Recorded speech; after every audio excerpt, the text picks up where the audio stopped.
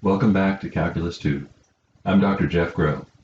Today we're going to talk about approximating definite integrals. This is called numerical approximation schemes or quadrature. Quadrature is about finding little squares inside of things, i.e. areas.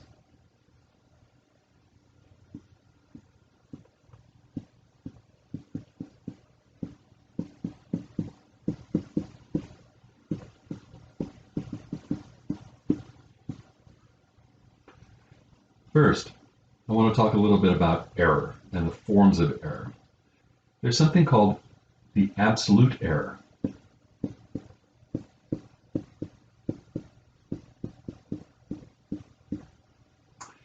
That's the observed minus the expected in absolute value. Then there's the absolute relative error.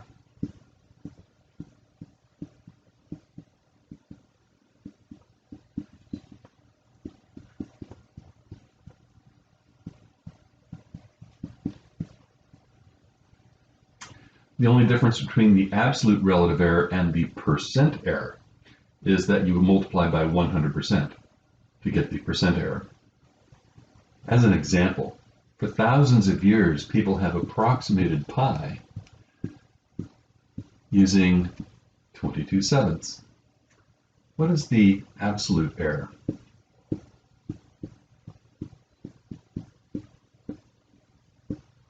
I'll give a decimal approximation.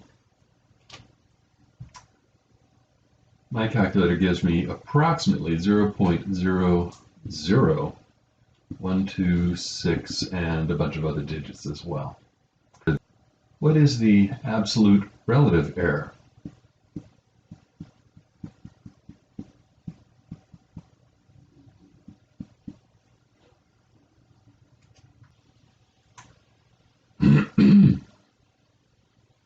My calculator gives me 0.000 and then 402. The dot over the equal sign means that I'm rounding to some decimal place accuracy. And then the percent error,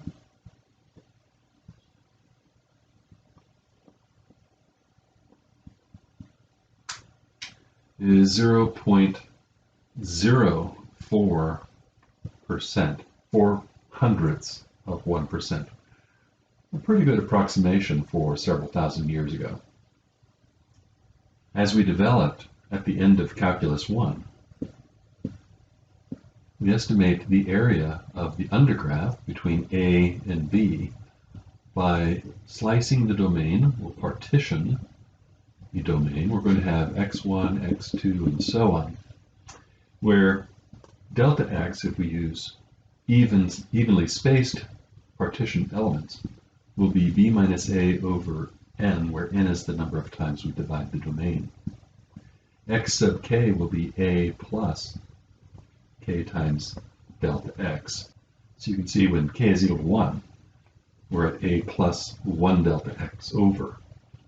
And then we used either left-hand endpoints or right-hand endpoints in the very simplest cases.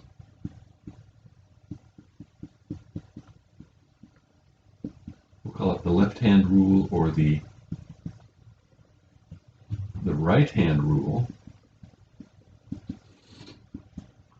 For the left-hand rule, we added, as k went from 1 to n, f of xk times delta x to estimate the area of the undergraph. Height times width. We're adding up the areas of these little rectangles. Since we're starting at 1, the height of the first rectangle will be taken at the right-hand endpoint, and so on down the line. For the left-hand rule, we can just start at k equals 0 and go to n minus 1, and do the same thing. You can see that if we use right-hand endpoints or left-hand endpoints, there's going to be a lot of error. What if we chose a midpoint instead? You might overshoot on one side and undershoot on the other, and get a better approximation, generally. Perhaps not always, but generally. How do you calculate these midpoints? Well, you take the average of the endpoints.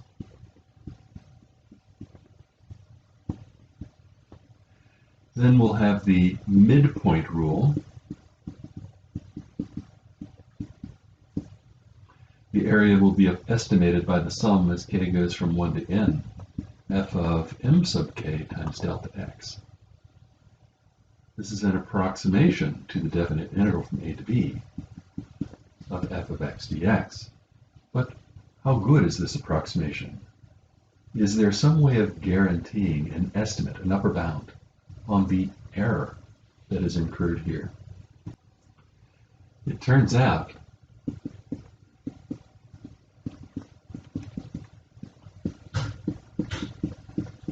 we can estimate an upper bound on the absolute error.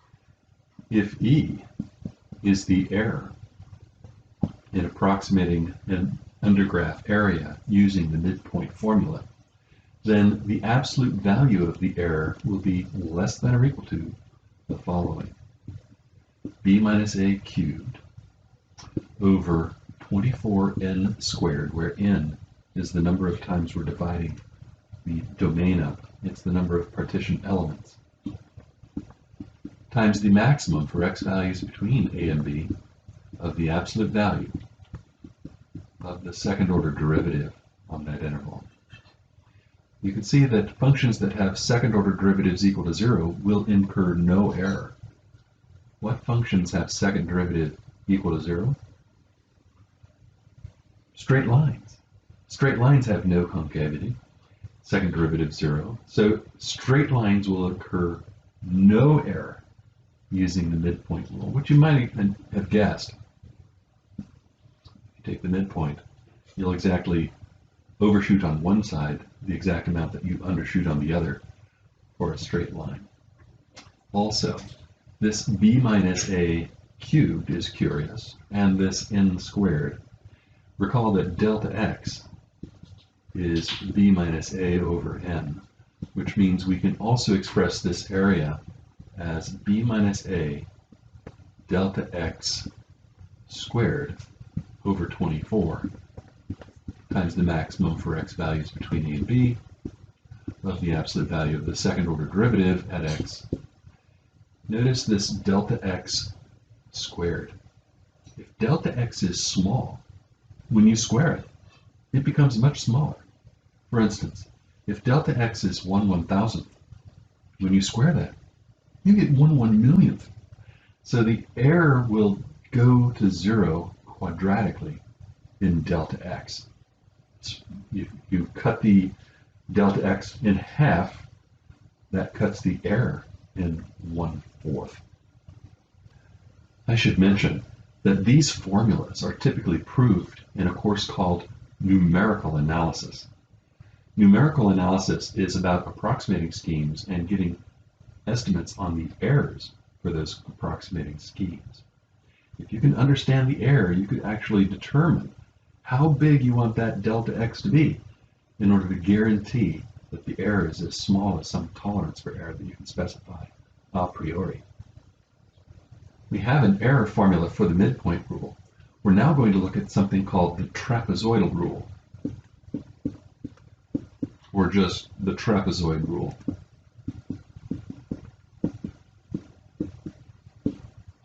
The idea this time is to partition the domain as before, but this time, instead of using rectangles at all, why not just try to tie in straight line segments as you go down? We'll approximate using straight line segments. What would the estimate for the area be? How would you obtain that estimate? Notice that what you're getting here, because we have two sides that are parallel, other sides that are not necessarily parallel, these are all trapezoids. How do you find the area of a trapezoid? If you have bases A and B and a height h, the area is h times the average of the two bases. That's the area formula for a trapezoid. We'll do the same thing here. To estimate the definite integral, we'll have to add up the areas of all these trapezoids. On the first trapezoid, the base is f of x naught plus f of x1 divided by 2. And then the height will be delta x.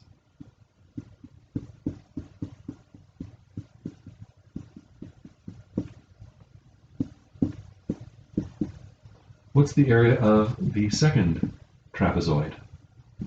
It has the same height here, but now it's f of x1 plus f of x2 over 2.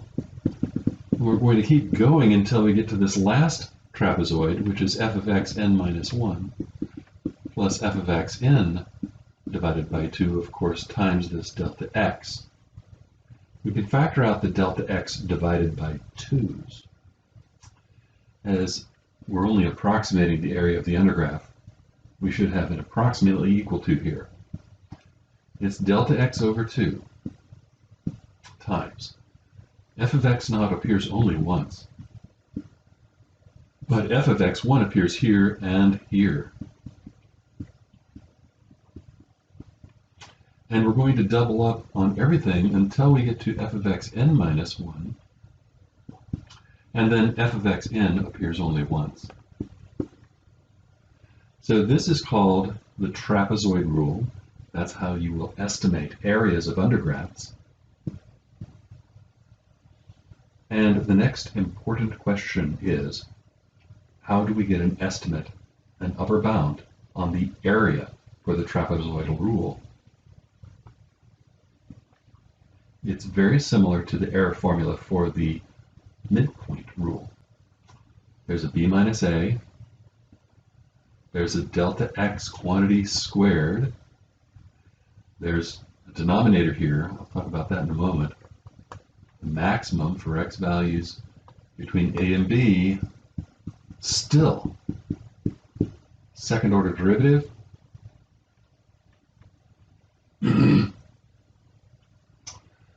Now for the midpoint rule, we had a denominator of 24.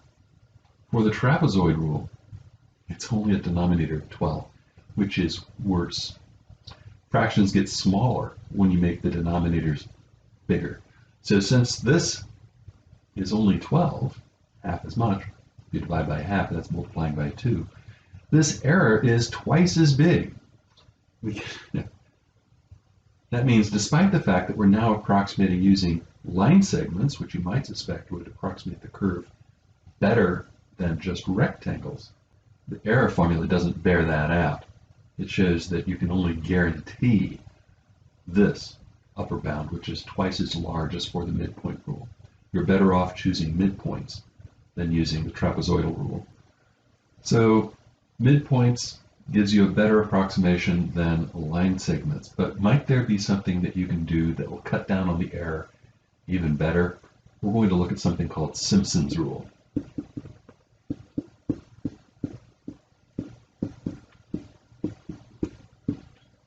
Simpson's rule uses parabolas to estimate the curve. I'll show you how to do that. Here's your graph. Now, a parabola looks generally of the form ax squared plus bx plus c. You have 3 unknowns. What is the best parabola that you can put that travels through 3 points on the graph?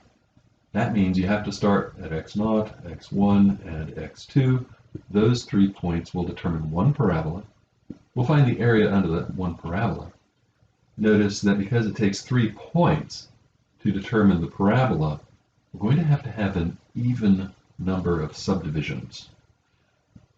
We'll put a parabola on the next 3 points, starting here. And so that's going to go x2, x3, x4, 2 delta x wide to get the next little bit. N must be even for Simpson's rule. Now, how do we figure out these coefficients, A, B, and C? 3 points on the graph should determine the 3 constants for the parabola. In particular, we're going to suppose that the parabola and the function have the same y values at these 3 points. That means ax naught squared plus bx naught plus c must equal f of x naught, where I'm assuming that we know f of x naught. This is just some number we can calculate, no problem. The unknowns here are going to be a, b, and c. Also, ax1 squared plus bx1 plus c equals f of x1 and ax2 squared plus bx2 plus c equals f of x2. Count them. 3 equations, 3 unknowns. What is more, if we know x0, x1, x2, and we're assuming that we can easily calculate those, then we can easily solve this as a linear system of equations in A, B, and C. Let's coax the computer into doing that for us and derive Simpson's rule, but I'll get the calculator, the computer, to do the algebra for me. I'm going to get Maple to do the computations for us. I want it to solve a system of equations. The system of equations is going to be A times, let's see, our first point was x naught, which I'll just denote by x naught squared, plus b times x naught plus c equals f of x naught. We'll just call that f naught, if you will.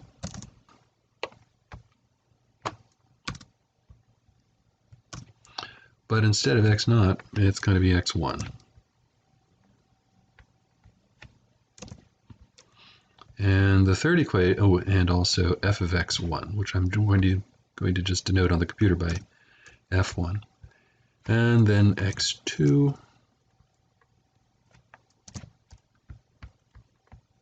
And f2. We need to solve for a, b, and c.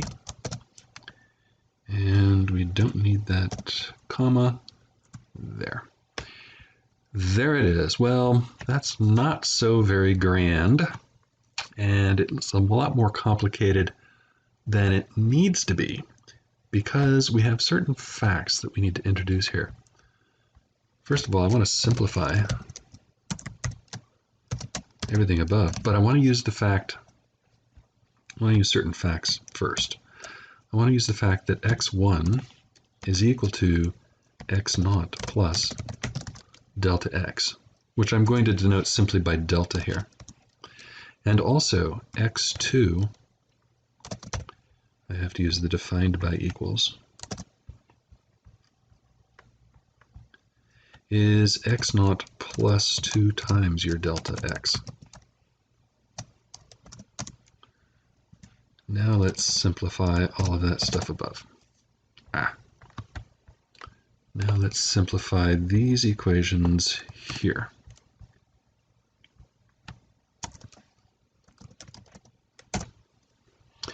That's a bit simpler, I think you can see. But we can still do better, and what we really want is not the coefficients in the parabola, we want the area. So what we want to do is we want to integrate a times x squared plus b times x plus c, where x runs from x naught to x naught plus 2 times our delta x. Aha! So you can see what we're getting here. I want to simplify the expression above, and maybe even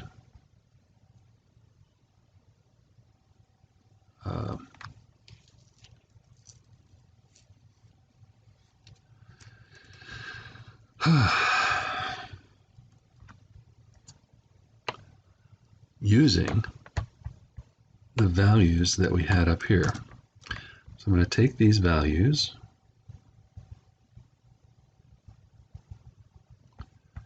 and I'm going to plug those in with definitions here, defined by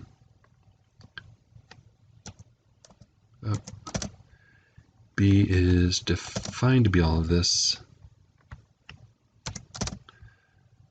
C is defined to be all of this.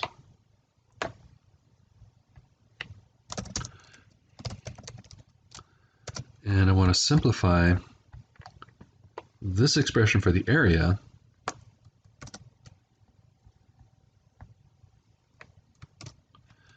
with all of those. Aha! So we're getting our delta x divided by 3. Delta x divided by 3. We get f at x naught. We get 4 times f at x1. And then f at x2. 1 times that.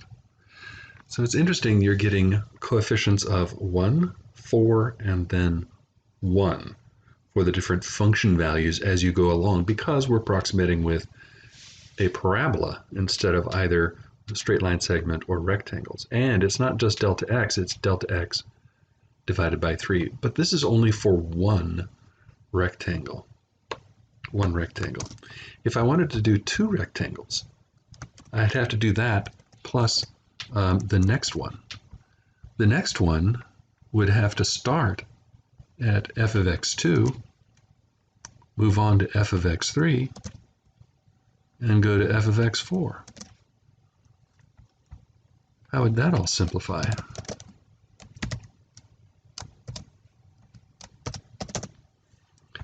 We would want to factor that, I guess,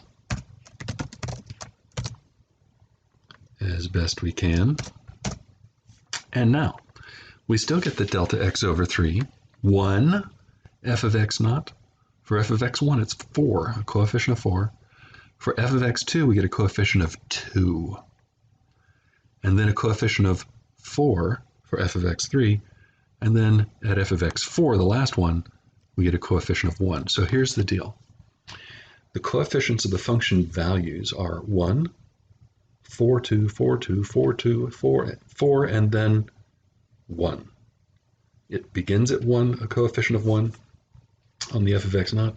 It has a coefficient of 1 on the last one, and they alternate 4, 2, 4. It's always delta x divided by 3 out front. That's the formula for Simpson's rule.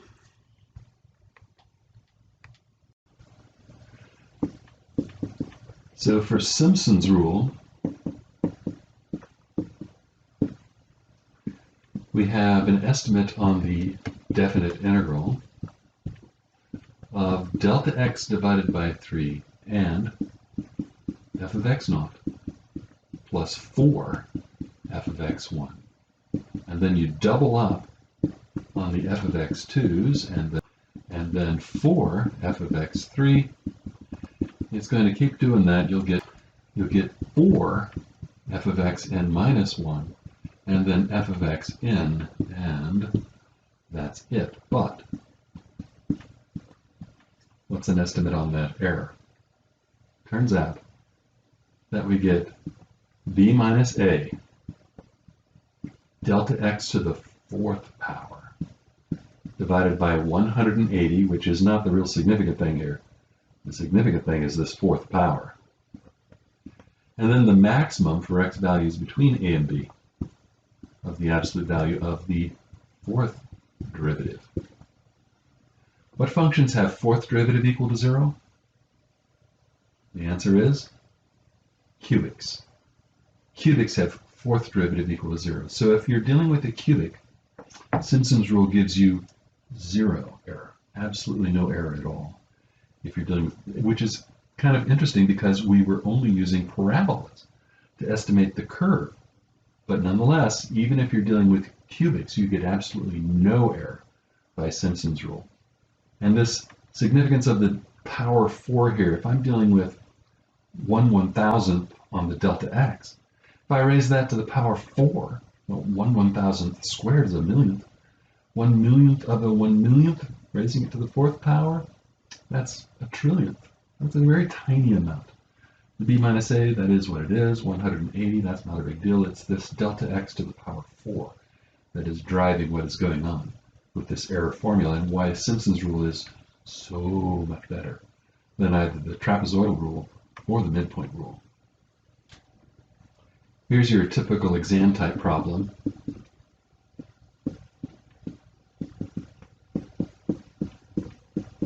Use Simpson's rule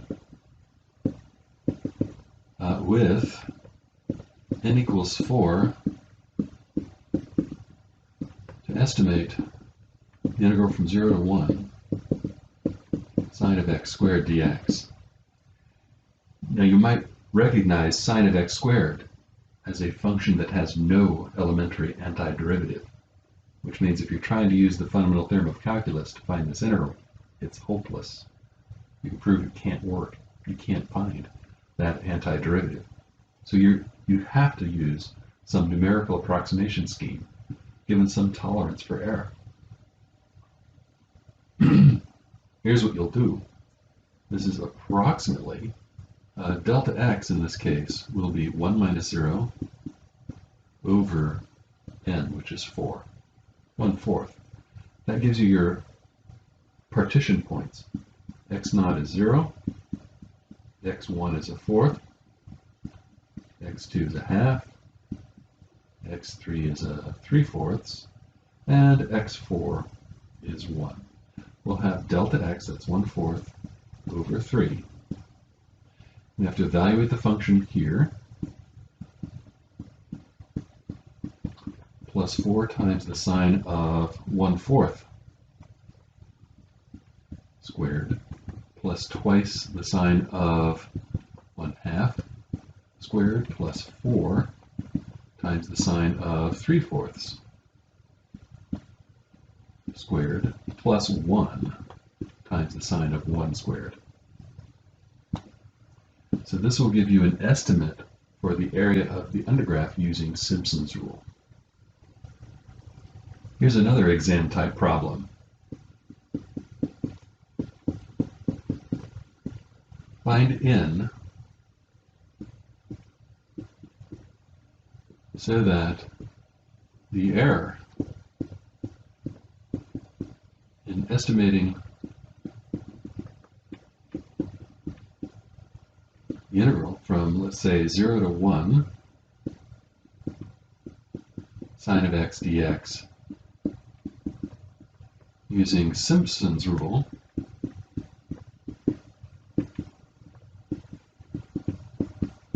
is less than our tolerance for error, which is going to be TOL, let's say 5 decimal places.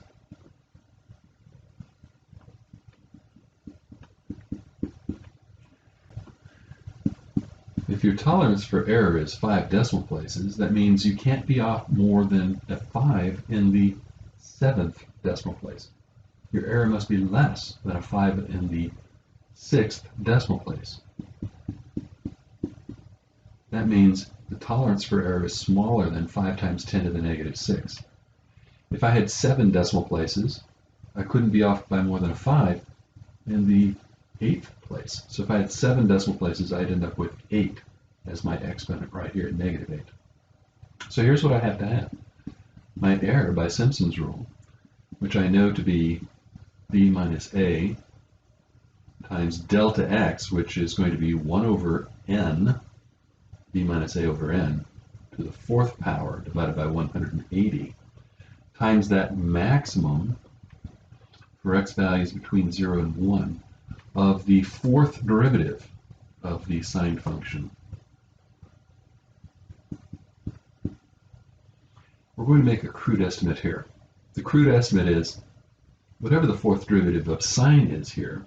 Well, I guess you can tell what the 4th derivative of sine is. It's going to be sine in absolute value. Sine is no bigger than 1.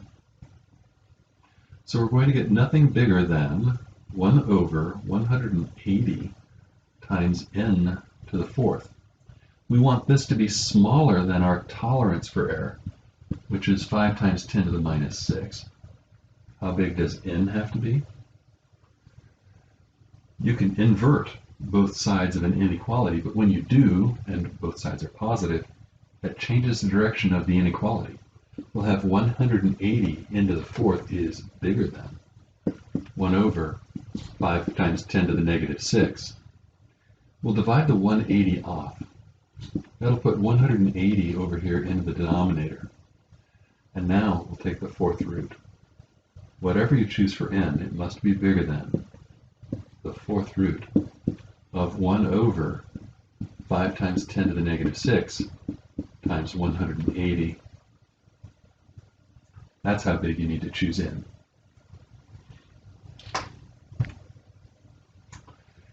My calculator is giving me n is greater than 5.7735, which means n equals 6 will do. Notice that if n were greater than 6.7 something or other, you'd have to choose n equals 8, not n equals 7. And that's because n has to be even, but it also has to be bigger, strictly bigger, than whatever you get over there on the right-hand side. On the exam, I won't expect you to calculate this with a calculator. You'll just drop it at the point where you would use the calculator, the step before this one. I want to show you how to use an Excel spreadsheet, something as simple as an Excel spreadsheet, to estimate these integrals using right-hand endpoints, the midpoint rule, trapezoid rule, and Simpson's rule. We're going to have right-hand rule. I want to use trapezoidal rule, the midpoint rule, and Simpson's rule. I want to change the zoom factor on all of these to 200%, just so you can see them a little better. Zoom 200%, and same here, zoom 200%. And the right-hand rule to begin with. We need x values, we need function values, we need a delta x, and a value for n. I want to calculate the integral of f of x equals the sine of x from x equals 0 to x equals pi. Oops, pi. We already know the value of this integral. This is one bump of the sine curve. One bump gives you 2. The exact answer is 2, so we can easily estimate the errors that we're getting by this method. Since we're starting at x equals 0, I'm going to put 0 here. The function values, we'll calculate those, but first, let's suppose n equals 4 to begin with. How big is delta x? Well, it's pi, and Excel has a funny way of putting pi into your spreadsheets. It puts them in as a function that has no arguments. So you need a capital P, a lowercase I, left parenthesis, right parenthesis, with nothing between the parentheses. Minus 0 divided by the delta x. That gives you your estimate, your value of delta x. To get the partition points, what you do is you take the old partition point and add a delta x to that. But there's one other thing you need to do here. You need to change C2 from a relative reference to an absolute reference. You do that by putting $ around the C. Let me show you the significance of that. If I paste this down, the very next entry is A3, not A2, but A3 plus still C2 because of the $. The $signs keep it fixed at that particular cell. If you don't put the $, it just refers to the cell relative so many units away from the one that you're in. Let's see, if I go down to the next row, it's A4 plus C2, and so on. We're at the right-hand endpoint down here at 6. After all, the first row is just labels. The second row was our x naught. row, and then x1, x2, x3, x4. It's always 2 more than what you're going for over here. How about those function values? If we're using right-hand endpoints, we'll have to start at the right-hand endpoint of the first interval and calculate the sine function there, sine of x. We'll paste this down, and that gives us the sine values all the way down. To estimate the area of the undergraph, which we already know has the exact value of 2, what you do is you add these up. You add these up, these function values, and then you multiply by your delta x, which happens to be the contents of cell C2. What is the error here? The error is 2 minus what we have above here. Isn't this rather poor? You're off by a 1 in the first decimal point. Okay, so that's pretty crude. We can do better by making n larger. The bigger n is, the smaller your delta x. So if we make n equal to 8, we'll have to change things around a little bit. We'll have to paste this stuff down all the way to 10. And then we'll add up everything above these function values, height times width. The width was delta x. The error now, 2 minus the cell above. Okay, so a little better. Right-hand endpoints gave us an error of 0.025. Okay, so we get 1 decimal place accuracy. Let's take all of this and let's go paste it into the table here for our trapezoidal rule. The difference, though, is going to be that we're going to have to start off at x0 and calculate the function value there, the sine function. And then on the next entry, it's 2 times, and then 1 times, and then 2 times, and then 1 times. We'll take these and we'll paste them down. That should give us a 2 times here, and then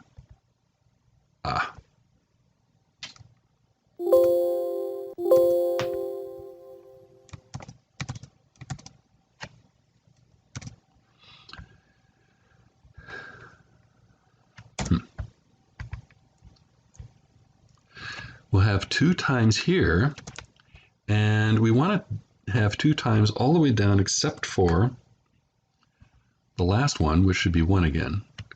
And the formula is a little different now. The formula is not the sum of these, which are weighted by a factor of 2 for most of them. You multiply by delta x divided by 2. That should give you the sum that you seek. Notice the error now. It's 1.97. How big was the error for the right-hand rule? Pretty close. The error doesn't seem to have improved much by using trapezoids, straight line segments, instead of just rectangles. Okay, let's take all of that and try to figure out what we're going to do for midpoints. I'll paste this in here. We'll have to insert another column. So I'm going to insert a column here. And we need to label that for midpoints. The midpoints are calculated as follows. You take the sum of the previous 2 and divide by 2. You take the average of those. We're going to paste these down. This gives us the midpoints, and it's at the midpoints that you have to calculate. I guess I'll erase all of this. Alt-E-A-A allows you to clear all of those cells at once. We'll calculate the function values at the midpoints this time. The coefficients are all going to be 1. So we'll just add these up, add up those function values, and multiply by delta x, and we'll see what the error is now. The error is the number above minus 2. Notice the error is 0.01 at n equals 8. How much was the error for the trapezoidal rule? 0.025.